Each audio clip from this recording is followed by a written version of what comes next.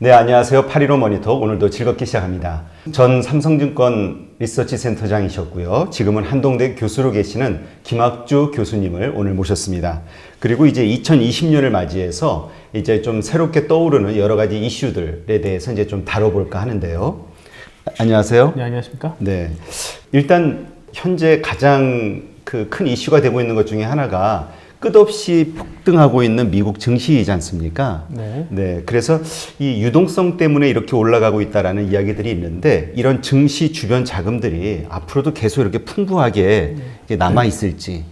여전히 가장 중요한 질문이 될 것 같은데요. 그러니까 네. 증시 주변의 유동성이. 그러니까 우리가 리만 사태 이후에 미국 정부가 계속 돈을 풀었지 않습니까? 네. 그때부터는 이제 기업들의 이 펀더멘탈보다는 시장의 유동성이 증시를 설명하는 설명력이 훨씬 더 높아진 거죠. 그러니까 여전히 2020년에도 이 증시 주변 유동성은 이 증시를 결정하는 변수가 될 것이다라고 생각을 하는데, 뭐 트럼프는 계속 돈을 풀라고 얘기하잖아요. 금리 네. 계속 낮추면서. 근데 이 파월은, 그러니까 FRB 의장인 파월은 고민을 하는 것 같아요.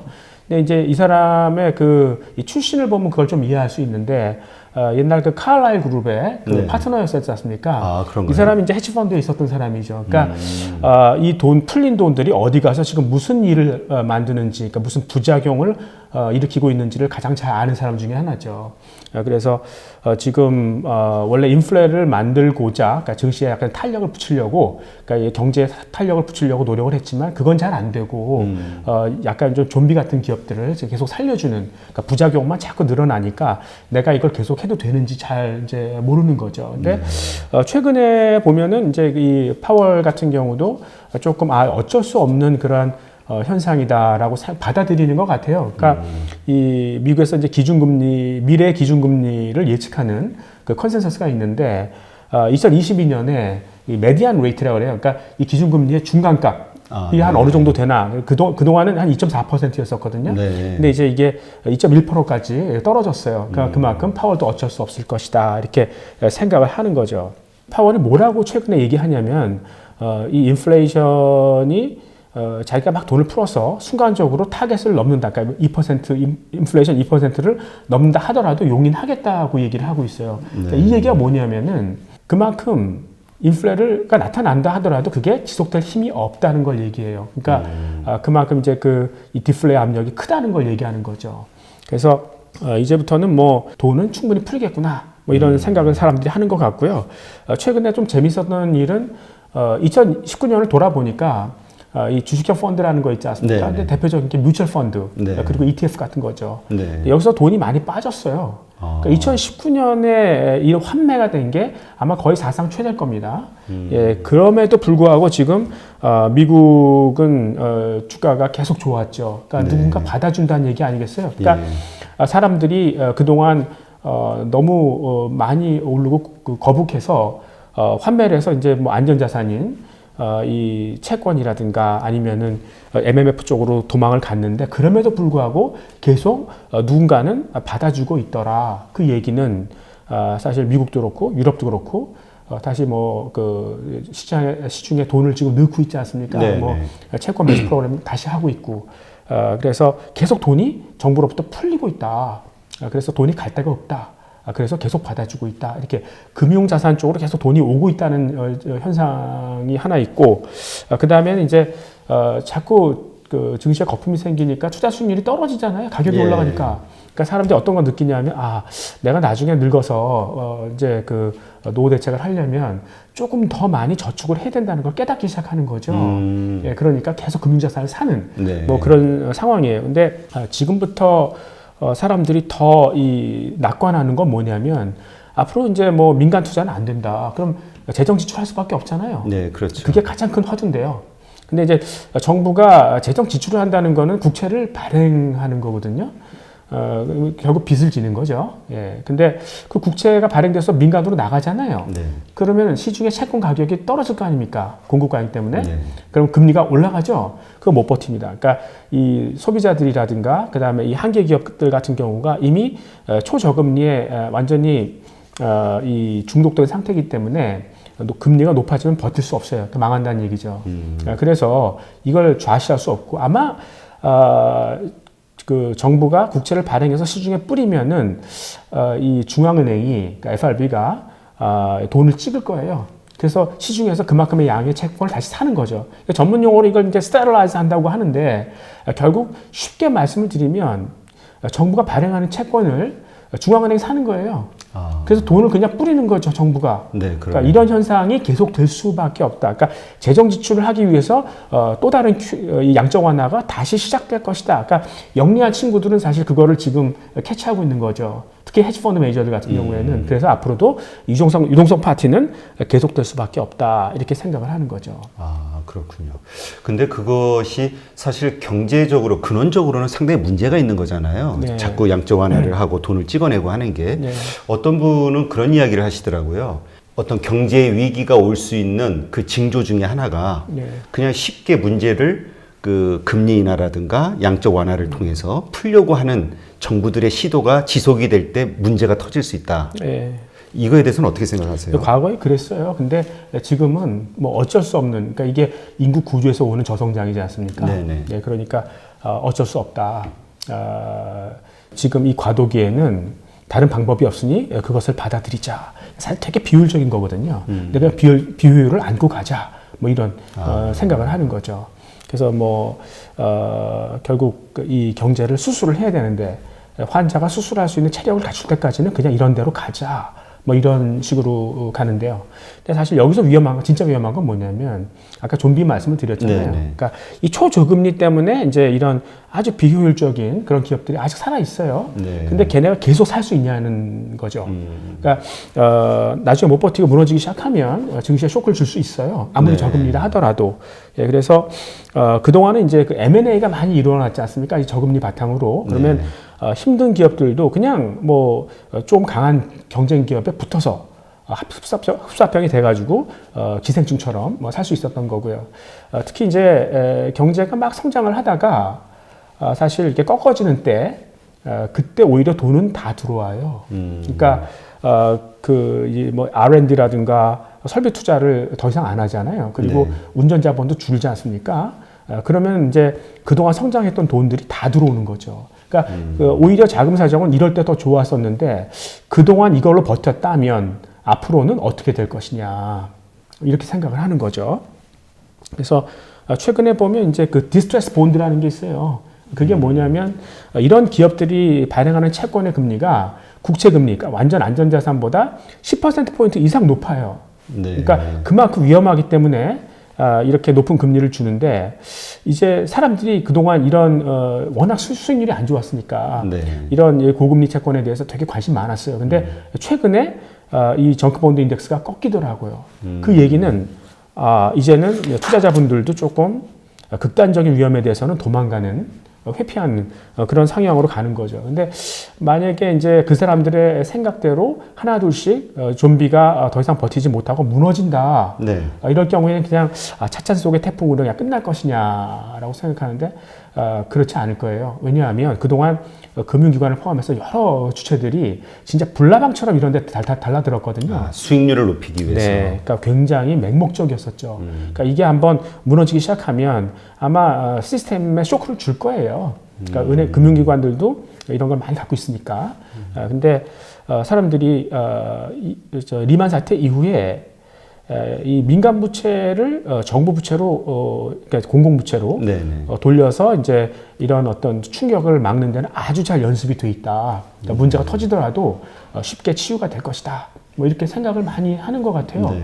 근데 맞아요. 맞는 생각인데 이 문제 자체, 그러니까 시스템이 한번 무너졌을 때 치유되는 건 근본적으로 오래 걸리는 일이에요. 그러니까 4년 걸릴 거를 2년 만에 줄였다. 그럴 수 있어요. 근데 2년조차도 긴 기간이라는 거죠. 그래서 지금 우리들이 2020년에도 유동성은 많을 것이다. 그래서 시장이 그래도 괜찮은 분위기로 흘러갈 것이다라고 사람들 많이 예상하는데 네. 이런 우발적인 어떤 그런 위험에 대해서는 대비를 해야 된다는 거예요. 그래서 어떻게 하면 가장 좋은 방법이 있냐, 네. 이 변동성을 해소할 수 있는 저는 이제 빅스라는 걸 많이 권해드리고 싶은데 빅스가 뭐죠? 빅스가 이제 S&P 500 네. 그 저기 미국 주가 지수죠. 예, 예. 거기 1개월 옵션에 내재되어 있는 변동성이에요. 그러니까 시장이 조금 이상하잖아요. 네. 예, 그러면은 이 빅스가 급등을 해버려요. 그러니까 조금만 이상한 일이 발생을 해도 올라가는 속도가 무지 빠르다고요. 네. 그러니까 뒤집어서 얘기하면은 약간만 갖고 있어도 시장의 충격을 쉽게 만회할 수 있죠. 그러니까 여러분들이 큰 돈을 들이지 않고서도 이런 어떤 시장의 어떤 그 쇼크를 효과적으로 방어할 수 있는 수단 중에 하나예요. 그러니까 지금 빅스가 아마 12.5 정도 되는 것 같아요. 그러니까 지금 이 빅스를 매입을 할 수 있는 거군요. 그렇죠. 이것도 예. 아까 ETF처럼 이렇게. 그렇습니다. 그래서 여러분들이 좋아하는 것에 투자를 하시되 이런 어떤 우발 위험을 이 해지하기 위해서는 빅스 같은 걸 하나 갖다 붙여놓는 거죠. 근데 조금만 붙여놔도 충분히 해지가 되고요. 특히 만약에 지금 굉장히 이런 시장 상황이 안정되어 있기 때문에 빅스가 지금 굉장히 낮아져 있는 상태거든요. 네. 이게 아마 10일 근처로 오잖아요. 그러면은 이 하방 경직성이 상당히 있어요. 더 이상 잘 안 내려간다고요. 네. 그러면은 차라리 그때는 그냥 해지가 아니라 그냥 스트레이트 바이를 해도 괜찮아요. 그냥 사버려도 된다고요. 예. 좀 많이 투자를 해도 된다. 그러니까 그러니까 다운사이드가 어차피 제한돼 있고 그리고 한번 이런 우발적인 무슨 문제가 발생하면 급등을 하거든요. 네. 큰 돈 벌 수 있죠. 그래서 뭐 그런 식으로도 한번 생각을 해보시고 만약에 크라이시스가 없다면 네. 발생하지 않는다면 뭐에 주력할 것인가? 어차피 성장 없습니다. 그렇다면 이제 그 리스크를 줄이는 일을 해야 될 거 아니에요. 네, 근데 그렇죠. 포트폴리오에 이제 다른 자산과 상관성이 낮은 자산을 많이 집어넣으면 늘수록 결국 이 포트폴리오의 그 위험은 더 줄어들지 않습니까? 그러니까 아마 그 펀드 매니저들이 그런 이 대체 자산을 많이 집어넣으려고 할 거예요. 네. 그러니까 가장 대표적인 게 이 뭐 부동산, 그러니까 리츠라든가 아니면 그 인프라 펀드 같은 경우가 그런 경우거든요. 그러니까 이 인기가 계속 올라갈 거예요. 네. 그러니까 펀드 매니저가 할 게 별로 없어요. 그러니까 그냥 이런 쪽으로 많이 하는 거죠. 근데 이게 포트폴리오의 리스크도 줄여주지만 굉장히 그 배당 성향이 높은 펀드들이에요. 네. 이거는 사실 뭐 기업처럼 더 계속 성장을 하는 게 아니라 그냥 프로젝트니까 버는 돈 다 배당시켜 버리죠. 그러니까 이 은퇴한 사람들 위해서 딱 좋은 펀드고 특히 미국 인프라 같은 경우에는 이 정부가 뭐 이 인프라 투자를 혼자 할 수 없지 않습니까? 네, 그러니까 그렇죠. 민간하고 같이 해요. 그러다 보니까 이제 그 세제 혜택을 주거든요. 그 부분이 상당히 크죠. 그래서 그거를 뭐라고 그러냐면 MLP라고 그래요. 그러니까 마스터 리미티드 파트너십이라고. 그래서 앞으로 사실 뭐 수익률이 낮은데 세제 혜택이 더 크게 보이는 거지 않습니까? 네, 그러니까 그렇죠. 여러분들이 미국 인프라 펀드 같은 경우 앞으로 재정 지출도 많이 늘어날 것이고 그래서 여기 투자도 많이 될 거고 세제 혜택도 있다고 생각하면 미국 인프라 펀드에 투자해 보는 것도 나는 좋을 것 같아요. 그렇군요. 네. 그러니까 지금 교수님 말씀은 그러니까 앞으로도 이 유동성의 공급은 더 있을 것이고 증시는 더 좋을 수도 있으나 그 네. 좀비 기업들이 무너지는 그렇죠. 어떤 충격 때문에 그 갑작스런 어떤 변동의 상황이 생길 수 있다. 우발 위험이 항상 있고 그거를 항상 대비해야 되는 거고요. 근데 그 좀비 기업의 그 수나 어떤 상황이 그렇게 많거나 안 좋은가요? 예, 그러니까 지금 이 좀비라고 얘기할 수 있는, 그러니까 아까 그 디스트레스 본드, 네.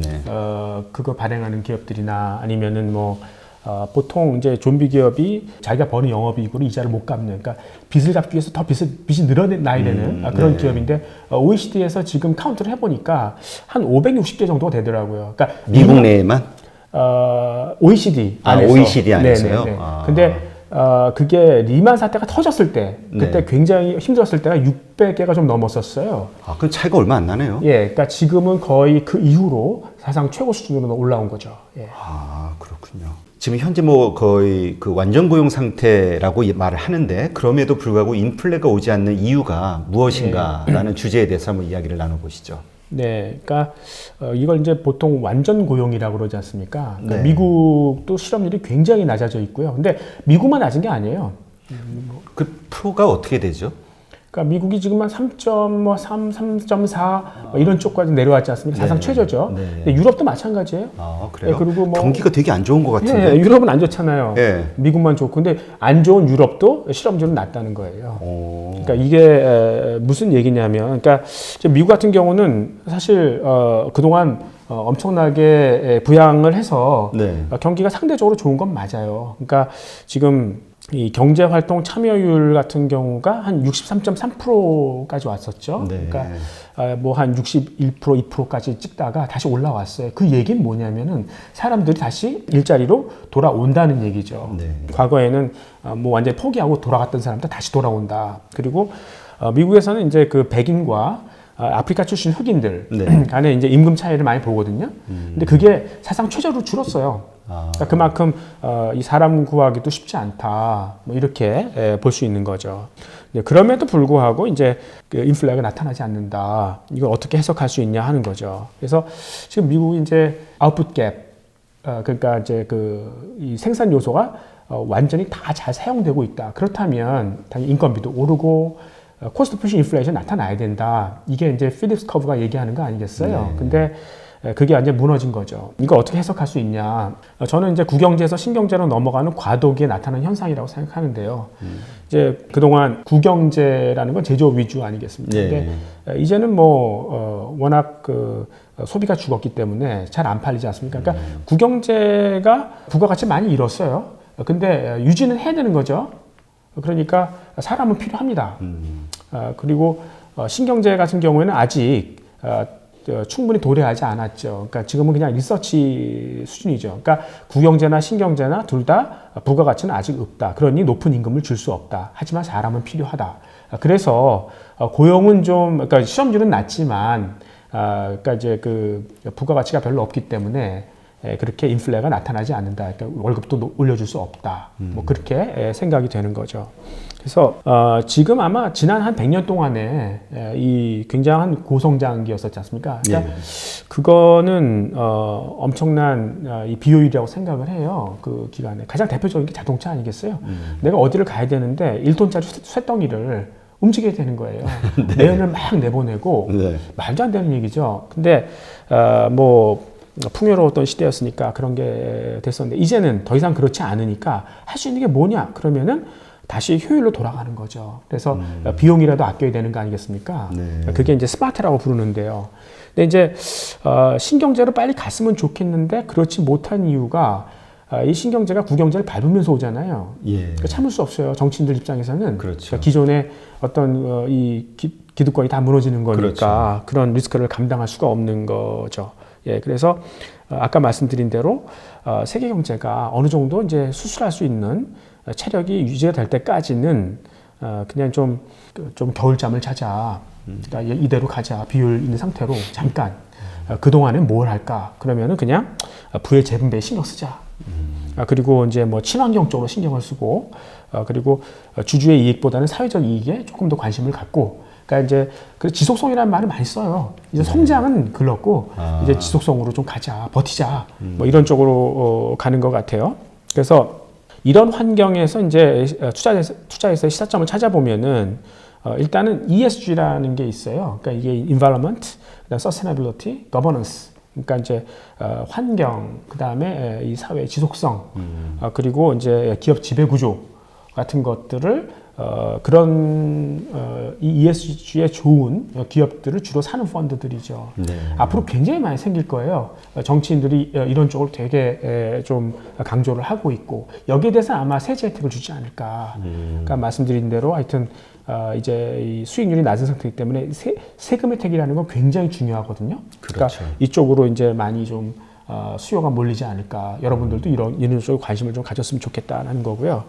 그 다음에 이제 겨울잠을 자는 건 좋지만 그래도 이제 다음번에 신경제를 당장 끌고 올 수 없지만 그 준비는 해야 될 거 아니겠습니까? 그렇죠. 그러니까 신경제가 오기 위한 어떤 인프라를 깔아놔야 되는 거죠. 그러니까 가장 대표적인 게 5G 아니겠어요? 초고속 통신망. 예, 그러니까 그동안 이제 한국 정부가 이 5G 인프라 투자를 이끌었어요. 생각지도 않게 굉장히 빨리 끌어서 이제 수요를 만들어 놨는데 지금은 일가닥 됐죠. 그래서 이제 많이 좀 죽고 있는데 아마 내년 하반기부터는 중국하고 미국이 이끄는 그런 이제 5G에 대한 투자 사이클이 다시 시작될 것이다라고 생각을 하니까 여러분들 이쪽을 보고 만약에 이게 이제 이런 인프라가 깔리면 그 다음에 저절로 서비스가 오게 돼 있잖아요. 그렇죠. 그러니까 이제 이 빅데이터를 이용한 어떤 그런 이 플랫폼들, 아마존이라든가 구글 뭐 이런 쪽인데 지금은 사실 정부하고 원수시간이죠. 서로 힘겨루기 하고 있지 않습니까? 그러니까 정부가 막 규제하면서 이런 기업들을 막 두들기고 있어요. 미국도 지금 그런가요? 그렇죠. 그러니까 지금 뭐 아까 그 미국의 주가 지수는 많이 올랐다고 그랬잖아요. 얘는 옆으로 기었어요. 아니면 떨어졌고. 아마존하고 구글이요? 그러니까 지금 머리가 슬슬 굵어지니까 정부가 이제 슬슬 견제하는 거예요. 네. 지금은 올라오지 못하고 있는데 아마 궁극적으로는 얘네가 이 5G 인프라 깔린 거에 대한 다시 수혜가 다시 생길 거고 결국 그 제도권이 인기를 잃겠죠. 나중엔 아무것도 해주는 게 없고 세금만 걷어가니까 그렇죠. 결국 이쪽으로 다시 올 거라고 생각을 해서 여러분들이 이제 이런 기술주들이라고 얘기하는 이 빅데이터 기반의 플랫폼들이 조정받을 때마다 한번 저점 매집을 해보는 것도 괜찮은 전략이다 이렇게 생각을 하고 그다음에 부의 재분배를 위한 사물 인터넷 같은 거를 볼 필요 있어요. 그러니까 대표적인 게 이 원격 진료 같은 거거든요. 그러니까 이제 노인분들이 왜 압구정이나 이제 서울 강남에 살려고 그러냐면 이제 치명적인 병들이 걸릴 수 있잖아요. 예. 그러니까 대학병원 가야 돼요. 근데 그렇죠. 대학병원이 다 도심에 있지 않습니까? 예. 몰릴 수밖에 없는 거죠. 예. 근데 굳이 대학병원에 안 가더라도 평소에는 그냥 이 멀리 떨어져서도 그 비슷한 서비스 받을 수 있다. 이제 이제 화상을 통해서 그렇다면 굳이 강남으로 비집고 들어갈 이유가 없고 그럼 강남 집값도 그렇게 오르지 않을 수도 있는 거죠. 그러니까 정부가 사실 말도 안 되는 이 분양가 상한제 같은 거를 하지 말고 결국 이런 5G 인프라 깔아서 이제 그 원격 진료에 대한 어떤 솔루션을 내놓으면은 자연스럽게 이런 문제도 해결될 수 있을 것이다 이렇게 생각하는 거죠. 그러니까 원격 진료가 지금 우리나라는 아직 불법으로 돼 있거든요. 예, 그렇죠. 그러니까 의료 쪽은 다 불법인 것 같은데. 근데 해외 업체들 중에서 하는 데가 있어요. 미국은 이게 합법인가요? 예. 하는 데 있습니다. 중동 이런 데 있습니다. 근데 그런 데 투자를 해보시면 아마 그런 업체가 나중에 우리나라 업체들도 한테도 우리나라에도 들어올 거라고 생각하는 거죠. 네. 그쪽으로 한번 보실 필요가 있고요. 그 다음에 이제 원격 진료하려면 이제 사람들의 질병에 대해서 진단을 해야 될 거 아니겠어요? 네. 진단이라는 게 바이오 업종에서 아직은 찬밥이에요. 그러니까 지금은 치료가 중요한 거지, 뭐 진단은 뭐 덜 중요하다 이렇게 생각이 되는데 앞으로는 질병을 예방하려면 이 사람의 질병을 빠르게 진단하는 그런 기술이 필요합니다. 근데 지금까지 유전자 진단이 많이 유행을 했었어요. 그렇죠. 그러니까 당신의 유전자 이렇게 생겼으니까 이런 유전자를 가진 사람은 이런 패턴 때문에 이런 질병인 걸 확률이 몇 프로 언제 이렇게 얘기하는 게 있었는데 잘 안 맞아요. 안 맞아요. 그러니까 비용 엄청 비싸던데요. 예. 그 이유가 뭐냐면 유전자가 사람마다 다 비슷해요. 그러니까 패턴을 잡기가 되게 어렵다는 거예요. 근데 재밌는 거는 마이크로비움이라고 장내 미생물 있지 않습니까? 이거는 사람마다 다 틀려요. 그러니까 앞으로는 이 진단 쪽에서 마이크로비움 업체가 이 시장을 장악할 수 있어요. 그러니까 아마 마이크로비움이 대세가 될 거예요. 그러니까 여러분들이 역량 있는 그 마이크로비움 업체를 한번 투자해 보는 것도 좋을 거라고 생각합니다. 지금 한국에는 없죠, 이런 회사는. 그러니까 미국에 있겠죠. 장외에 있어요. 장외에. 예. 솔직히 말씀을 드리면, 그러니까 여기 공중파인데요. 막 편안하게 말씀하세요. 그러니까 저희 학교 한동대학교 안에 홀차펠 이펙티브 마이크로부스라는 회사가 있어요. 이 회사를 주목해 주세요. 그러니까 사실 이 하드코어 미생물을 아는 데가 별로 없어요. 근데 여기는 그거에 대한 확실한 솔루션을 독점적으로 갖고 있죠. 그러니까 이런 업체를 좀 눈여겨 보시는 게 좋을 것 같습니다. 네, 그렇군요. 아까 구경제, 신경제 말씀을 하셨는데 사실 한국에서도 이번에 타다 문제 때문에 문제가 많았잖아요. 여러 가지 여론상. 어떤가요? 이게 구경제와 신경제가 부딪힐 때 분명히 문제는 생기는데 그래도 흐름은 신경제 쪽으로 가는 거죠. 여러 가지 저항이 있다 하더라도. 그러니까 구경제는 이제 비효율이고요. 그다음 신경제는 효율인데 아까 말씀드린 대로 이제 그 성장이 없으니까 구경제가 이제 더 이상 성장을 담보해주지 못하니까 그러려면 이제 그 비용이라도 아껴야 되는 거 아니겠습니까? 그게 이제 신경제 솔루션이거든요. 근데 글로 빨리 가면 좋은데. 결국 자꾸 이제 이 구경제를 무너뜨리니까 대표적인 게 자동차 아니겠어요? 그렇죠. 그러니까 이제 전기차 자율주행으로 가면 좋다 이거죠. 그러면 이제 자동차를 여러 명이 나눠서 쓰면 되니까 경비가 좀 절감될 거 아니겠습니까? 근데 이제 2만 몇 개의 부품이 다 사라지는 거니까 그걸 어떻게 해결할 수 있냐 이런 거죠. 그래서 일단은 어느 정도 이제 이 경제가 조금 더 안정될 때까지, 그러니까 쉽게 말씀드리면 이제 기성세대 노인들이 조금 이제 많이 돌아가시고 젊은이들이 많이 좀 이렇게 인구를 대체시키면은 그럼 이제 조금 더 경제 탄력이 붙을 수 있을 거 아니겠습니까? 그러니까 인구 구조가 약간 좀 바뀔 때까지는 기다려야 된다. 뭐 이런 생각이 많은 것 같더라고요. 예, 그렇군요. 가장 큰 걱정 중에 하나가 중국이 반도체 시장에서 한국의 경쟁자가 되는 거에 대한 우려가 되게 크잖아요. 특히 한국에서는. 근데 이번에 중국이 반도체 시장에 이제 제대로 뭐 뛰어들기 위해서 좀 준비를 했다 이런 뉴스들이 나오더라고요. 요거에 대한 설명을 좀 해주시죠. 그러니까 아까 말씀드린 대로 이제 그 이 사물 인터넷이 되려면은 기계가 뇌를 가져야 되는 거 아니겠어요? 네. 그러니까 결국 기억을 해야 되고요. 그건 이제 낸드 플래시 메모리가 담당을 하고 있고 또 이제 입력된 정보를 빠르게 프로세싱 시켜야 될 거 아니겠습니까? 이게 D램 아니겠어요?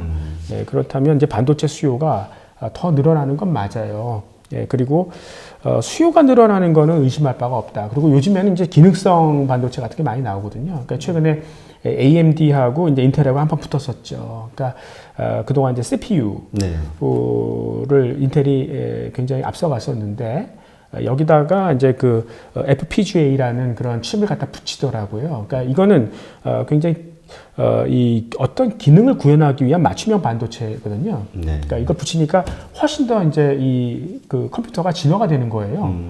그래서 그런 쪽으로 계속 발전하다 보면 결국은 이제 반도체 수요는 계속 늘어날 수밖에 없다. 수요에 대해서 의심하지 말자. 뭐 이렇게 보는 거죠. 근데 말씀하셨던 대로 이제 그 중국이 진입을 하면 어떻게 되나. 그게 가장 커다란 어떤 그 위협 요인이다. 이렇게 볼 수 있겠습니다. 근데 중국이 1년에 이 석유를 사는 것보다 반도체를 수입하는 양이 더 많습니다. 그러니까 중국은 그만큼 자체 수요가 많다는 얘기고 결국 중국이 반도체를 생산하는 거는 시간 문제다 이렇게 얘기할 수 있습니다. 근데 이 미국이 계속 방해해 왔죠. 뭐 중국이 자동차 산업을 공부할 때도 쌍용 자동차 같은 걸 인수를 하잖아요. 네, 그래서 거기 안에 있는 도면과 엔지니어 같은 것들을 다 이제 빼가고 이렇게 하는데 기초적인 어떤 그러한 역량을 습득하려면 M&A를 해야 되거든요. 근데 미국이 반도체 M&A를 절대적으로 반대하고 있죠. 중국이 하는 거를.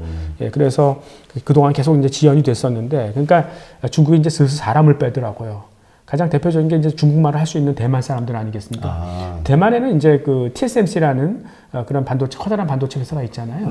그래서 최근에 이제 보도 나온 거 보면 대만에서 3,000명 정도를 빼갔다는 거예요. 많이 빼갔네요. 그러니까 대만에 있는 반도체 엔지니어들이 한 4만 명 되는 것 같아요. 그러니까 거의 10%를 빼간 거 아니겠습니까? 그러니까 이제 월급을 한 두세 배 주는 거예요. 예, 그리고 대만 사람이 중국 본토에 와서 일하거나 공부할 때 차별받지 않도록 그런 대우를 해주는 법안을 마련하고 있죠. 그러니까 지금 당장은 대만 사람들이 필요하다는 거죠. 넘어오라는 얘기거든요. 예, 그래서 이 중국 정부가 옛날에는 이제 그 대만에서 반도체 업계를 인력을 빼가더라도 완전히 고위급 엔지니어만 이제 선별적으로 데려갔었는데 이제는 생산팀 자체를 그냥 통째로 데려가는 거예요. 그러니까 아마 굉장히 빠르게 쫓아올 수 있겠다 이런 생각을 하는 거죠. 그래서 중국에는 이제 기존에 SMIC라는 업체만이 반도체를 생산했었는데 내년부터는 이제 이 창신이라든가 양쯔 이런 메모리 반도체 업체 신규 업체들이 가동하기 시작돼요. 그러면은 일각에서는 반도체 생산 물량 기준으로는 아마 대만을 추월할 것이다 이런 생각까지 나오니까 이제 아마 우리가 이제 우려하는 것은 이 생각보다 일찍 중국이 반도체 시장에 진입할 가능성이 있다 이렇게 우려해 볼 수 있는 거죠. 그래서 사실 지금 한국 경제라는 게 반도체에 대한 의존도가 굉장히 심해졌지 않습니까? 그렇죠. 만약 이게 흔들리기 시작하면은 이제 한국의 원화 가치도 상당히 좀 불안해질 수밖에 없는 그런 상황이 될 수 있겠고요.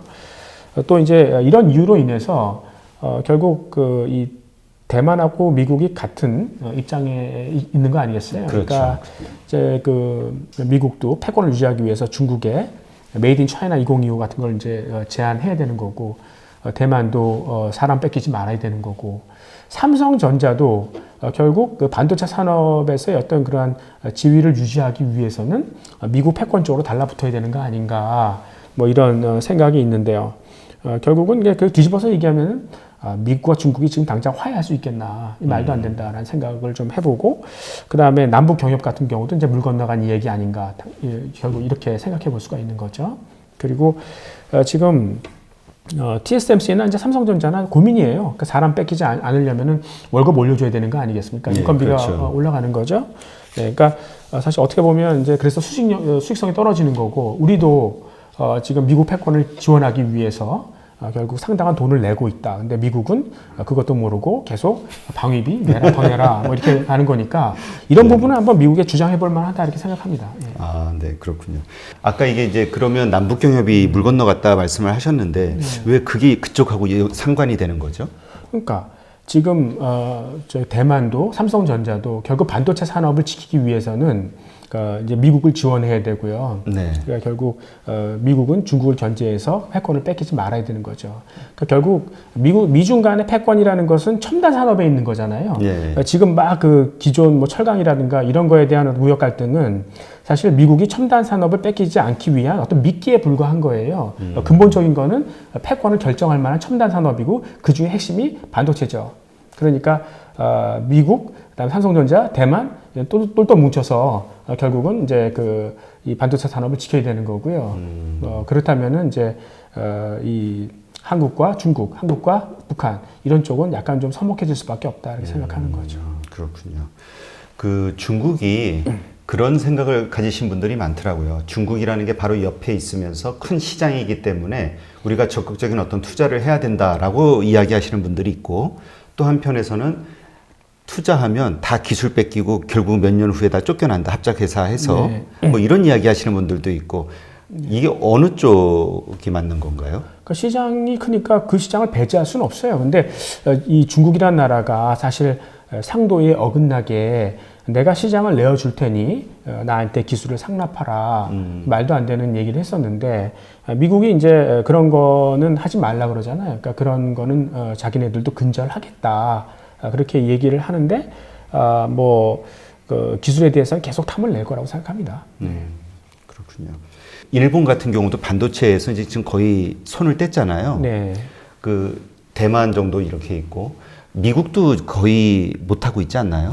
아니죠. 그러니까 그 일본의 반도체 엘피다를 미국의 마이크론이 흡수합병을 했었죠. 그러니까 지금 반도체 산업은 구조 조정이 됐는데 삼성전자, 하이닉스, 마이크론 이렇게 세 개 업체 위주로 그다음에 이제 그 TSMC 같은 경우에는 그냥 파운드리 정도로 이렇게 이제 구조 조정이 됐죠. 아, 그럼 이 세 개의 회사가 계속 시장을 지키기 위해서 결국 뭐 다른 산업에서 일어났던 것처럼 중국이 들어오면 그 물량 때문에 가격이 붕괴가 되니까. 그렇죠. 그러니까 제가 예전에 한번 말씀드린 것 같은데 저는 예전에 반도체가 참 지저분한 사람이라고 생각했어요. 아, 그래요? 그러니까 이게 레버리지가 엄청 큰 산업이거든요. 그러니까 투자가 막대하죠. 네. 그래서 여기서는 처절하게 생존을 해야 돼요. 그러니까 물량을 무조건 키워서 그러니까 규모를 늘려야 되는 거거든요. 그래서 이거를 정부가 도와줘요. 그러니까 예전에 엘피다가 삼성전자가 엘피다를 잡아들이기 위해서 가격을 막 쳤어요. 예, 그래서 엘피다가 막 적자 냈죠. 그러니까 일본 정부가 이 일본 은행들을 부르더라고요. 네. 우리의 기간 산업인 엘피다가 힘들어졌습니다. 돈을 얼마씩 내놓고 가시오. 그러니까 아무 소리 없이. 그러니까 삼성전자가 엘피다랑 싸운 겁니까? 일본 정부랑 싸운 겁니까? 만약 이런 상태에서 중국 정부 들으면 어떻게 되겠어요? 걔는 더 무식한 애들이잖아요. 예, 그러니까 시장은 끝났다고 볼 수 있는 거죠. 하긴 뭐 그런 우려하시는 분들도 있더라고요. 그 약간 품질이 떨어져도 국가 자체에서 사용을 하도록 권장하고. 그렇게 하고 있어요. 그러니까 우리나라도 자동차 옛날에 애국심에 뭐 기본해가지고 국산차 다 샀잖아요. 네네. 지금은 수입차 하시지만 중국은 지금 옛날 우리 같은 케이스죠. 그러니까 컴퓨터 중국산 써라 이렇게 나올 수 있어요. 네, 분명한 건 중국이 반도체 산업이 조금 활성화가 되면은 가격 붕괴는 어쩔 수 없는 일이겠네요. 그럼요. 예. 자, 그럼 이번에는 미중 무역 갈등 이제 지금 뭐 1차 합의는 되고 뭔가 이렇게 잘 풀릴 것처럼 이야기되고 있는데 이 부분에 대해서는 어떻게 생각하세요? 그래서 시장에서는 이제 트럼프라는 사람이 원래 이 딜을 하는 스타일이 처음에 엄청나게 겁을 주죠. 그 다음에 이제 조금씩 풀어주면서 유리한 조건들을 얻어내는. 그동안 이제 세 차례에 걸쳐서 이제 중국을 압박을 했었거든요. 근데 이제는 내년 대선을 겨냥해서 서서히 풀어주면서 끝내기를 할 것이다. 그러니까 자기가 얻고 싶은 부분을 얻을 것이다. 그렇다면 이제 좀 시장도 안도랠리로 들어가는 거 아니냐. 뭐 이렇게 많이 기대를 하고 계세요. 근데 이번에 그 1차 합의된 거를 보면은 중국이 뭐 새롭게 그 양보한 게 별로 없어요. 그러니까 지금 뭐 미국의 농산물 더 사주겠다고 얘기를 했는데 그거는 늘 하던 얘기예요. 그러니까 뭐 한 26조 정도 연간 샀었는데 2년 동안 한 연간 40조씩 사겠다. 더 사실 의향이 있다. 에너지도 더 사실 의향이 있다. 이렇게 계속 얘기를 했었고, 아까 말씀드린 뭐 그 내수 시장을 내주면서 기술을 상납받는 거, 그거는 지향하겠다. 늘 그렇게 얘기를 했었죠. 네.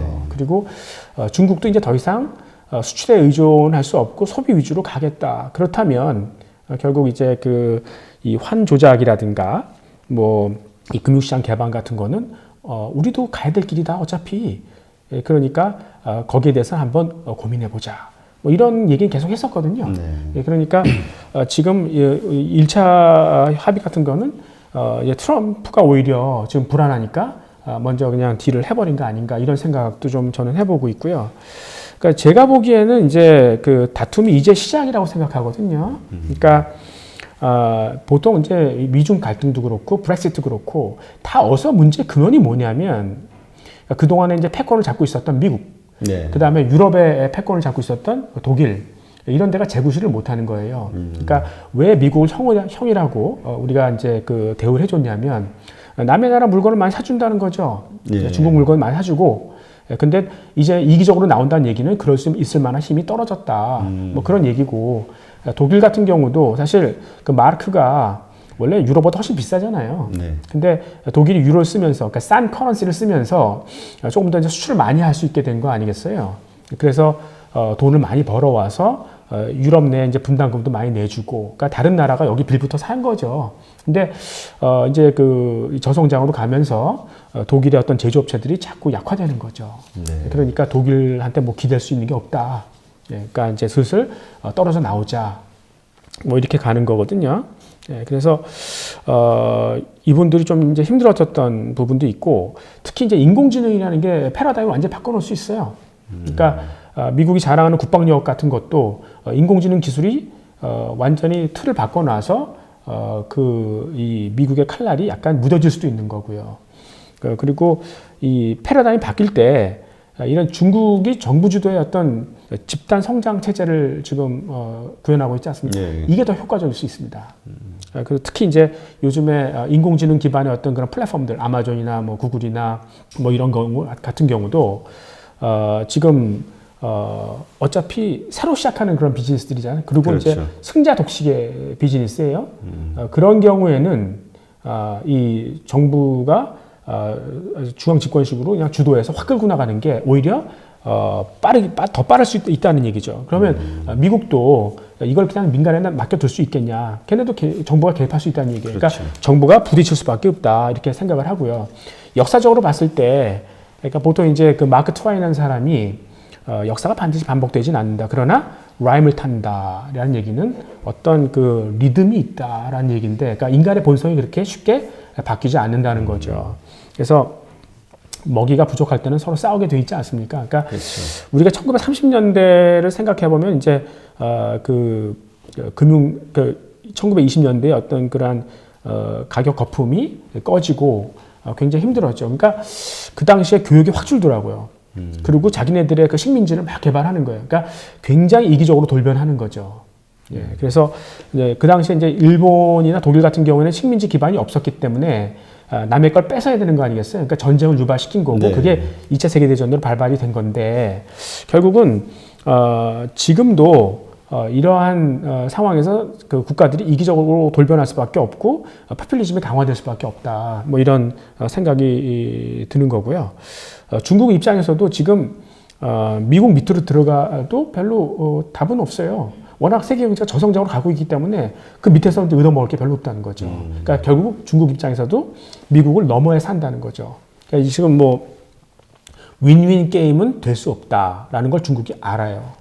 예, 그래서 결국은 이제 좀 종속적이기보다는 독립적으로 나가야 된다 하는 거를 아는 거고요. 그래서 이제 이 아까 말씀드린 대로 대만의 반도체 엔지니어들 자꾸 이제 사오는 거고, 그리고 사실 미국 내 셰일 가스를 더 사주겠다고 그랬지 않습니까? 저는 이렇게 해서 화해를 할 줄 알았는데 예.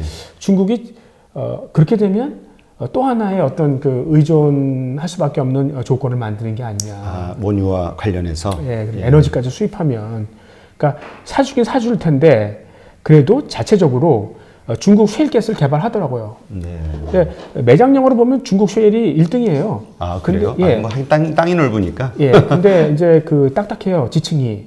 깨기가 어렵다는 거죠. 네. 그리고 이게 물로 퍼올리는 거거든요. 물을 집어넣어 수압으로. 근데 물이 부족해요.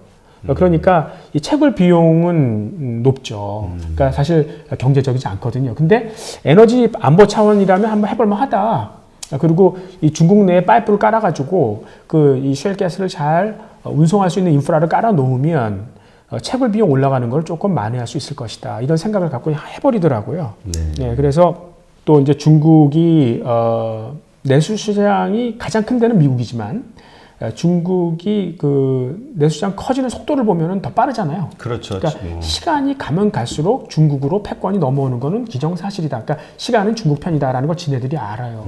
그러니까 사실 그렇게 숙이고 들어갈 이유가 없는 거죠. 그래서 지금 미국은 그냥 이대로의 질서를 유지하자. 그러니까 겨울잠을 자자 뭐 이렇게 가는 건데 중국은 그럴 수 없어요. 그러니까 왜냐하면 중국 달리는 자전거지 않습니까? 네. 그러니까 이 상태에서 그냥 유지하게 되면, 그러니까 성장률이 6%에서 뚝뚝 떨어지면은 결국은 이제 크라이시스로 가는 거예요, 중국은. 그러니까 중국 달릴 수밖에 없는 거고, 굉장히 빠른 변화, 그러니까 이제 신경제로의 빠른 어떤 그런 변화를 추구할 것이고, 이 과정에서 미국은 잠을 자는데 중국이 뛴다. 이렇게 되면 패권은 중국 쪽으로 좀 더 빨리 넘어올 수 있지 않느냐, 이런 생각도 해보는 거죠. 네. 근데 교수님 말씀하셨듯이 그 6% 성장률 밑으로 떨어지면 네. 이제 결국 뭐 크라이시스가 생길 것이다. 뭐가 경제가 어려워질 것, 위기가 발생할 것이다라고 말씀하셨는데 그 이유는 뭔가요? 그러니까 이제 모든 게 지금의 어떤 그런 고용, 중국에서 고용, 네. 그다음에 뭐 소비 이런 그 매크로 팩터들이 6%의 성장에 맞춰져 있다는 거예요. 만약에 그게 여기서 이제 떨어지기 시작하면 그걸 유지할 수 없어요. 그러면 잡음이 생기는 거죠. 네. 지금 가장 문제가 되고 있는 게 그 중국의 기업 부채 문제가 많이 떠오르고 있잖아요. 네. 그런 것들이 다 여기에 연동이 되는 건가요?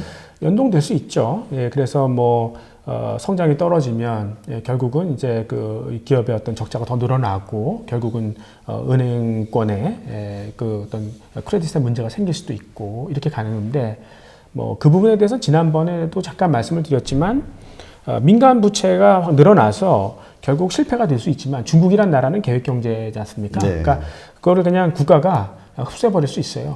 그러니까 너무 시스템에 대해서 우려하는 건 기우라고 생각합니다. 아, 네, 그렇군요. 그러니까 지금 말씀하신 대로 그러면 이 팩트는 이거네요. 그 현재는 미국이 패권을 가지고 있고 강대국이긴 하지만, 그러니까 중국이 생각하는 대로 지금의 6% 성장대로 이렇게만 가다 보면 미국을 앞지른다는 거죠. 소비 내수 시장 자체도. 그렇죠. 그러니까 이제 그 성장률이 훨씬 더 빠르니까요, 중국이. 그러니까 미국이 가장 크지만, 예, 그러니까 이제 결국 인크리멘탈하게, 그러니까 이제 점진적으로 보면 점점 중국의 영향력이 계속 커질 수밖에 없다 이렇게 보는 거죠.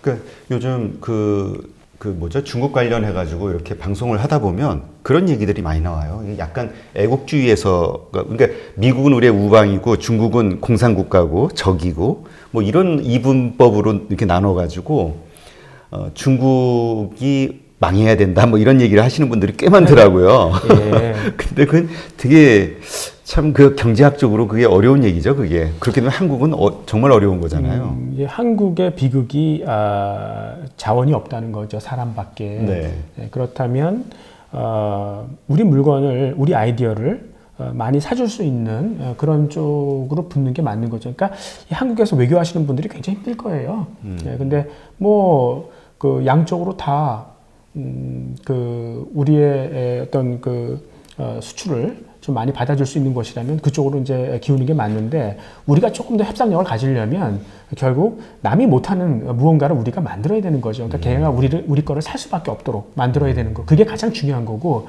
어디에 붙는가 보다 더 중요한 문제는 우리나라의 어떤 그런 코어 컴피턴스, 그러니까 핵심 경쟁력을 가져야 한다 하는 거죠. 아, 네, 그렇군요. 부자세에 대한 논란이 또 일어나고 있는데요. 지금 미국에서는 그 민주당 대통령 그 후보들 가운데서 이제 부자세를 징수하냐 마냐 뭐 이런 것들로 논란이 되고 있는데 어떻게 생각하시나요, 지금? 그러니까 지금 뭐 이 부의 불균형이 엄청나지 않습니까? 네. 그리고 사회 문제가 되고 있고 또 정부 입장에서도 앞으로 계속 이제 재정 지출을 하려면 빚이 늘어나고 그러니까 세수에 대해서 이제 목마를 수밖에 없고 그렇다면 이제 부자세라는 거에 대해서 당연히 생각을 하게 되죠. 그러니까 근데 이제 그동안 이 부자세에 대해서 왜 검토를 안 했겠어요? 많이 한번 징수를 해보고 싶었죠. 근데 거의 다 실패했습니다. 그 얘기는 부자들이 그냥 돈을 안 뺏길 거 아니겠어요? 다 숨기죠. 아, 그렇죠. 네, 근데 그거를 찾아내는데 그 비용이 엄청나게 든다는 거예요. 네, 그래서 이제 그 수법들을 보면은 일단 텍스 헤븐이라고 있지 않습니까? 그러니까 세금 도피처들이 많이 있지 않습니까? 예, 그쪽으로 보내요. 예. 네, 근데 나중에 그걸 쓰려면은 결국 국내로 데리고 와야 되잖아요, 그 자산을. 그렇죠. 그때 다 발각되죠. 그렇죠. 그러니까 차라리 그 사람들이 국적을 옮겨버리더라고요. 뭐 그 정도까지 지금 뭐 진도가 나가고 있고 또 이제 그림이라든가 보석, 금과 같은 장기적으로 묻어둘 수 있는 그런 자산 쪽으로 계속 바꿔놓는 거죠. 예, 그리고 부자세를 징수할 때 net asset을 봐요. 그러니까 저기 자산에서 이제 부채를 뺀 그 순자산을 봐야 될 거 아니겠습니까? 그러니까 이 부채를 변칙적으로 늘려버리더라고요. 아주 이 다양한 방법들이 있어요. 그러니까 정부가 컨트롤하기 어렵고 그래서 1994년에 오스트리아 같은 경우도 이제 부자세를 폐지를 했었죠. 그리고 2017년에는 이제 프랑스도 이 부동산 관련 부자세가 있었거든요. 근데 그것도 포기했습니다. 그러니까 되게 힘들어하는 그런 모습이고 지금 아마 전 세계적으로 4개 국가 정도가 부자세를 조금씩 유지하고 있는데 GDP 한 0.2%도 안 되니까 되게 이제 그 무시할 만하다 이렇게 생각이 되는 거고. 근데 이런 환경에서도 과연 이제 미국을 비롯한 각 나라들이 부자세를 징수할 거냐 정치인들이 할 거라고 생각합니다. 아, 그래요? 왜냐하면 이제 그 포퓰리즘에 관련된 얘기거든요. 그러니까 이제 굉장히 감정적이죠. 그래서 그러니까 그게 실제로 세원에 큰 도움이 되는 것보다는 네. 가난한거나 중산층을 위해서 마음을 다스려주는 거죠. 네. 시원한 어떤 그 감정을 주기 위한 네. 거죠. 그러니까 지금 뭐 엘리자베스 워렌이라든가 버니 샌더스 그러니까 이런 민주당 좌파들이 이런 걸 얘기를 이미 하고 있어요. 네. 네, 그리고 공약으로 얘기할 정도죠. 네, 그리고 이제 하나의 예를 들어드리면 트럼프가 이제 그 관세를 막 높이면서 네. 러스트벨트, 그러니까 이 미국의 녹슨공단을 살려주겠다. 그래서 미국의 시리에 빠진 젊은이들에게 잡을 다시 돌려주겠다. 뭐 이런 얘기 아니었습니까? 네. 그래서 2017년에는 조금 되는가 싶었어요. 근데 지금 어떤 상태냐면은 가장 거기서 이제 수혜를 많이 받았던 게 철강 업체인 US 스틸 뭐 이런 데였었어요. 근데 그런 데가 지금 다시 적자 내고 있어요. 다시 사람 자르더라고요. 셧다운하고 있어요. 이게 US 스틸뿐만 아니라 뭐 AK 스틸이라든가 그다음에 이제 뭐 베이유라든가 다 미국의 그 철강 업체들이 다시 공경에 빠진 거죠. 그러니까 결국은 이게 쇼라는 거죠. 근데 되게 재밌었던 건 뭐냐면 여기에 대한 비판도 많아요. 근데 미국인들이 야 트럼프가 그거라도 안 했으면 어떻게 할 뻔했냐 이런 식으로 가는 거예요. 그러니까 이 포퓰리즘이라는 게 이런 거고 아 정치인들이 이래서 중독에 빠지는구나 뭐 이런 생각을 하는 거니까요. 그러니까 앞으로 이 부의 재분배라는 거는 계속 확대될 수밖에 없어요. 근데 여기서 투자의 시사점을 보면은 일단 증시에 대해서는 부정적이죠. 증시에 대해서. 예. 증시에서 좋을 게 없죠. 왜냐하면 뭐 부자세를 거둔다. 그럼 말씀드렸던 대로 이제 부자들이 자산을 숨길 거 아니겠습니까? 네. 숨기려면 일단 팔아야 되는 거죠. 네, 그래서 결국 그 자산 가치가 떨어지면 금융기관에도 이제 쇼크를 줄 수 있고요. 예, 그리고 결국 이제 그게 디플레 악순환, 디플레이션의 스파이럴로 걸려가지고 내가 다시 가난해졌구나, 소비 줄이고 투자 줄이고 뭐 이렇게 해서 이제 계속 다시 자산 가격 하락하고 뭐 이런 쪽으로 갈 수가 있다고 보는 거고요. 그리고 이제 최근 보면은 이제 그 연기금들이 지속성을 강조하면서 이 기업의 단기 이익보다는 사회적 책임을 강조하는 투자를 한다 그래요. 그래서 이 네덜란드 연금 펀드 같은 데 봐도 그 전에는 그냥 뭐 패시브 그러니까 인덱스 투자만 했었거든요. 네. 근데 이제는 ESG 액티브를 하겠다는 거예요. 그러니까 이제는 이제 그 사회적 책임을 다하는 기업들 집중적으로 투자를 하겠다는 얘기죠. 그러니까 쉽게 말씀을 드리면 이런 이 국가 펀드들 같은 경우가 이제는 이 주주의 가치보다는 사회적 가치를 더 우대하겠다 이렇게 보는 거예요. 그러니까 주주 입장에서는 뭐 반가울 게 없는 거죠. 그렇죠. 이익을 더 많이 내겠다는 게 아니잖아요. 그렇죠. 지금 이게. 예. 그러니까 부의 분배 쪽으로 더 가는 거죠. 그리고 두 번째는 이 부자들이 가급적 오래 묻어둘 수 있는 자산으로 간다고 그랬지 않습니까? 그러니까 여러분들도 이제 그 거래소에 있는 자산보다는 장외에서 굉장히 똘똘한 스타트업, 그러니까 오랫동안 성장할 수 있는 그런 이제 보석을 이제 공부해야 되는 거죠. 네. 그래서 거래소에 있는 주식들은 뭐 사실 남이 다 빨라 남은 걸 또 빠는 거는 좀 그렇지 않습니까? 그러니까 이제 여러분들이 이 비상장을 공부를 해야 되는 거고, 토지나 금 같은 그런 오래 묻어둘 수 있는 자산 쪽으로 더 수요가 갈 수도 있고, 이렇게 볼 수 있겠습니다. 그리고 ESG에 대해서 정부가 계속 강조를 하니까 아마 부자세도 이런 데에 대해서는 약간 좀 감면해 줄 가능성이 있어요. 그럼 수요가 엄청나게 늘어나겠죠. 그렇죠. 그래서 이제 아까도 이제 ESG 쪽에 투자를 하라고 말씀을 드렸었고, 이 포퓰리즘이 계속 확대되면은 이제 국가 간 갈등이 심해질 수밖에 없고요. 결국은 교육이 잘 안 되게 돼 있어요. 그러니까 더 낮은 세금을 찾아서 저쪽 나라로 이민 가면 이 나라와 저 나라는 문제가 생기겠네요. 예, 그리고 일단은 기본적으로 그 자기네 자국 내에 그 고용을 더 우선하기 때문에 네. 일단은 교육을 싫어하죠. 네, 그러니까 이 교육이 좀 안 되면 특히 우리나라 같은 데가 힘들어지지 않겠습니까? 그러니까 이제 그 생산 시설을 갖고 있는 데가 이제 아시아 국가들이니까 이런 데에 그 통화 가치가 떨어질 수밖에 없다. 우리나라도 이외가 아니다. 별로 이렇게 반가운 얘기는 아니겠죠. 예. 네. 참 근데 이게 비상장 저희 방송에서도 그 비상장을 전문으로 투자하시는 분이 출연을 하셨었는데 회사 대표가 그 얘기 하시더라고요. 전체 그 90% 아니 0.1에서 0.3%의 성공 확률이 있다. 0.3%. 그러니까 정말 비상장에서는 많이 공부를 하고 이제 그 자기가 볼 줄 아는 안목이 있어야 되는데 교수님이 보실 때 비상장 주식에서 이렇게 이거는 정말 괜찮은 주식 회사야라고 판단할 수 있는 어떤 그 알아볼 수 있는 지표랄까 방법이 뭐가 있을까요? 두 가지만 말씀을 드릴게요. 그러니까 첫 번째는 가장 중요한 거는 역시 핵심 경쟁력이 있어야 돼요. 그러니까 남이 모방할 수 없는 나만의 경쟁력이 있어야 되는 거죠. 그래서 이제 그 비상장 기업을 투자할 때 사람을 보는 이유가 그거예요. 두 번째는 비상장 기업에서 추진하고 있는 그 사업이 블루오션으로 가느냐 하는 거죠. 그러니까 이게 크게 늘 만한 그런 포텐셜이 있는 사업이냐. 뭐 이렇게 그 두 가지만 잘 보고 결정을 해도 될 것 같고, 결국 이제 여러분들도 네트워크를 좀 구축을 해야 될 것 같아요. 그래서 도움을 많이 받을 수 있는 그런 분들하고 좀 친해야 되는 거고, 신성장 산업 관련된 종사자들하고, 그 다음에는 이제 분산 투자해야 되는 거죠. 그러니까 뭐 10개 투자했는데 5개 망해도 상관없어요. 5개만 성공을 해도 뭐 이 시장에서 줄 수 있는 그 수익률보다 훨씬 더 높으니까요. 이번에 뉴스 나온 거 보니까 그 본엔젤스에서 배달의 민족에 3억 투자했는데 8천억 회수했다고. 네네, 그렇죠. 그런 거겠죠? 네. 똘똘한 스타트업에는. 네, 그럼 이제 바이오 산업에 대해서 좀 이야기를 나눠볼게요. 바이오 산업에서 임상 결과에 대한 왜곡된 해석이 문제가 되고 있다 이런 얘기인데 이게 어떤 얘기인가요? 그러니까 뭐 요즘에 그 기사들을 보면은 뭐 임상에서 성공했다 이런 표현이 있는데 부적절합니다. 이게 보통 이제 바이오 산업에서 신약 개발에서 성공했다 하는 거는 그 식약처, 특히 이제 미국 FDA죠. 여기서 임상을 다 거친 다음에 상품 승인, 그러니까 판매 허가를 내줄 때 주로 성공 실패라는 걸 써요. 임상이라는 거는 그냥 연구를 했다는 거예요. 사람 몸에 실험을 한 거고 그 데이터를 내놓거든요. 그거를 그 전문가들이 주관적으로 판단할 수 있어요.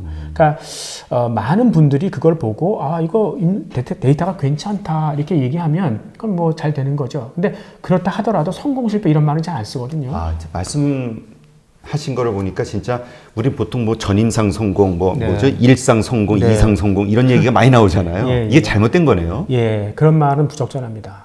예, 그래서 최근 언론에 봐도 그냥 덜컥 그런 말을 쓰는 거예요. 그러니까 이걸 약간 투자자들이 투자자들을 호도할 수 있는 거죠. 그렇죠. 이거 그러니까 뭔가 대단한 거고 성공 네. 확률이 성공한 거라고 믿음이 딱 생기잖아요. 그러니까 예를 들어서 뭐 어떤 그 전문가들의 그 주관적인 견해들이 있지 않습니까?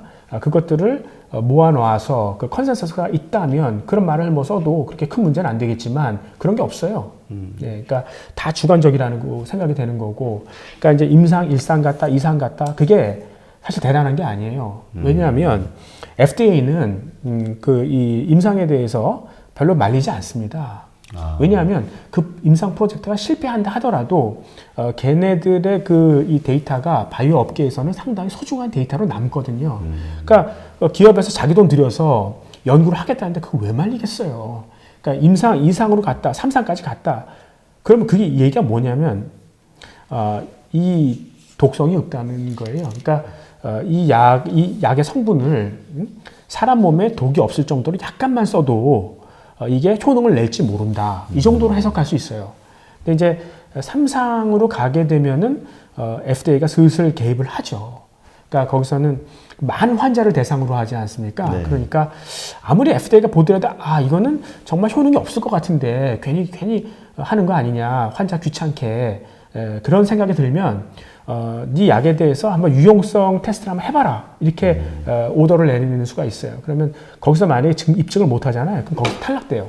그런 건 있는데 웬만하면은 막지 않는다. 그래서 임상에서 막 프로그레스 되는 게 그렇게 대단한 게 아니다. 이렇게 저는 말씀을 드리고 싶고, 그러니까 여러분들이 이 바이오 산업이 참 어려운데, 네. 거기서 이제 투자 판단을 하려면은 여러 전문가들이 얘기하는 것들을 좀 종합해서 한번 해석을 할 필요가 있을 것 같고요. 근데 이런 거는 약간 좀 주의해야 된다. 의심할 만하다라는 그런 케이스를 말씀을 드리면, 아까도 말씀드렸지만 이제 임상에는 데이터를 내놓는다고 그랬잖아요. 네. 그 데이터를 안 내놓는 경우가 있어요. 아, 그래요? 그러니까 예, 제가 봐도 데이터가 안 나올 이유가 없어요. 근데 뭐 어떤 사유에 의해서 공개를 안 한다. 뭐 이렇게 가면 그건 약간 이상한 거예요. 그다음에 또 하나는 뭐냐면 이제 그 임상에서 데이터가 안 좋아요. 네. 근데 거기에 대해서 엉뚱한 핑계를 대는 거예요. 예, 이런 것도 사실 의심해 볼 필요가 있는 거고요. 그리고 원래 임상의 타겟이 있지 않습니까? 네, 그렇죠. 이런 거를 연구하는 건데 그거하고 전혀 상관없는 다른 이상한 쪽의 타겟을 하는 경우예요. 그러니까 대표적인 경우가 이제 통증을 타겟하는 경우가 있는데 사람이 이게 아프다는 거는 되게 주관적일 수 있지 않습니까? 예. 그러니까 약간 이 데이터가 왜곡될 수 있고 조작될 수 있어요. 저는 개인적으로 그렇게 생각하거든요. 근데 설령 그래서 이제 임상 결과가 좋다 하더라도 FDA에서는 나중에 그 기전이라고 그러죠. 그러니까 모드 오브 액션이죠. 그러니까 어떻게 약이 작용을 해서 이렇게 결과가 나왔는지를 클리어하게 설명하지 못하면 그거는 약의 승인을 내주지 않습니다. 네. 그러니까 임상의 결과가 좋아도 안 된다. 이런 부분을 좀 얘기해 볼 필요가 있을 것 같고요. 하나 좀 뭐 이 바이오 쪽에서 말씀을 드리면 요즘에 이 약의 어떤 그런 그 기능을 강화하려는 노력은 되게 많은 것 같아요. 네. 근데 제가 보기엔 더 중요한 게 드럭 딜리버리 시스템이에요. 그러니까 약이 환부에 정확하게 전달되도록 하는 거죠. 그러니까 요즘에 이제 항암제 좋은 게 많이 나오잖아요. 네.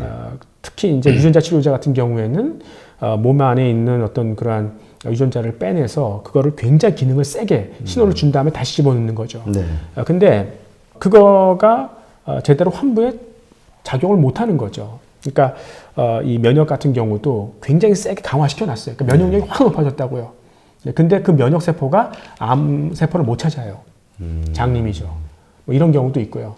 그러니까 신라젠의 예를 하나 들어드리면 이런 경우도 있어요. 그러니까 이 암이 막 이렇게 흩어져 있잖아요. 예. 근데 타겟하기 어렵지 않습니까? 그렇죠. 근데 어떤 아이디어를 냈냐면은 그 암세포에 바이러스를 감염시키지 않습니까? 그럼 암세포가 GM-CSF라는 물질을 내놔요. 근데 면역세포가 잘 찾는다는 거예요. 네. 그래서 그런 획기적인 방법을 찾아낸 거죠.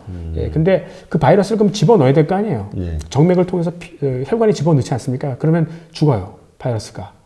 여기에 도달하지도 못하고. 그래서 요즘 어떻게 하냐면은 그 피 속에서도 안 죽는 바이러스, 돌연변이 바이러스를 만들죠. 이런 식으로 나가는 거예요. 네. 그래서 요즘에 뭐 우리나라 유전자 치료제 같은 경우도 아까 말씀드린 대로 뭐 강하게 해가지고 집어넣는데 사람 몸은 외부 물질이 이게 엔지니어링 했다는 얘기는 그게 원래 기존에 있는 물질이 아니잖아요. 몸속에. 네, 그렇죠. 그 뱉어버려요. 아, 그러니까 잘 듣지 않는 거죠. 그러니까 약의 효능을 세게 만드는 것도 좋지만 그거를 사람 몸 환부에 어떻게 잘 전달하는가 하는 그런 쪽의 어떤 솔루션을 더 관심 있게 보시는 게 좋을 것 같고요. 아까도 말씀드린 대로 이제 마이크로비움 같은 경우, 그러니까 지금 지금 계속 이제 면역을 통해서 이제 질병을 치료하지 않습니까? 네. 근데 면역 세포의 70%가 이 그 장내 그 주변에 있어요. 왜냐하면 뭐 우리가 음식을 먹어도 외부 물질 들어와서 제일 먼저 흡수되는 게 여기니까. 그래서 이 장 미생물의 균형이 깨지지 않습니까? 네. 그 면역이 약화되게 돼 있어요. 그러니까 이 장내 미생물의 균형을 잘 맞춰줘서 그 면역력을 증강시키는 뭐 그리고 아까 말씀드린 대로 장내 미생물은 사람마다 다 틀리기 때문에 훨씬 더 맞춤형 서비스가 가능하다. 뭐 이런 쪽에서 앞으로 이제 떠오르는 그 이 마이크로비움 업체를 한번 좀 주시해 보는 것도 좋을 것 같습니다. 네. 지금 한국 근데 이 드럭 델리버리 시스템이라고 해가지고 네.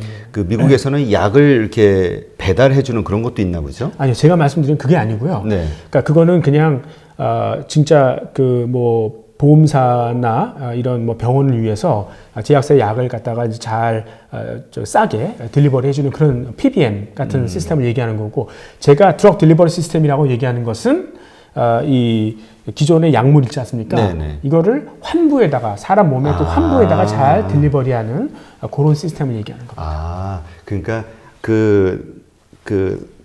뭐죠? 암세포, 예를 들면 암세포에 네. 잘 그 약효를 가지고 도달할 수 있게끔 네. 해주는 시스템. 네. 아, 그러니까 말씀하신 대로 그 물질 자체가 그 암세포를 죽이는 효과는 있으나 인체에 그렇죠. 들어가는 순간 바로 죽어버리고 뭐 이러는 상황들이 벌어지니까. 잘 찾지를 못하는 거죠, 환부를. 네. 그런 것들을 그러니까 잘 찾게 해줄 수 있는 어떤 환경을 만들어주는 그런 치료제들이 있거든요. 네. 예. 아, 그렇군요. 미국의 어떤 그 기업들 가운데서 이렇게 뭐 살펴볼 만한 기업은 없나요? 지금 말씀하신 뭐 드럭 델리버리 시스템이나 마이크로바이옴이라든가. 네.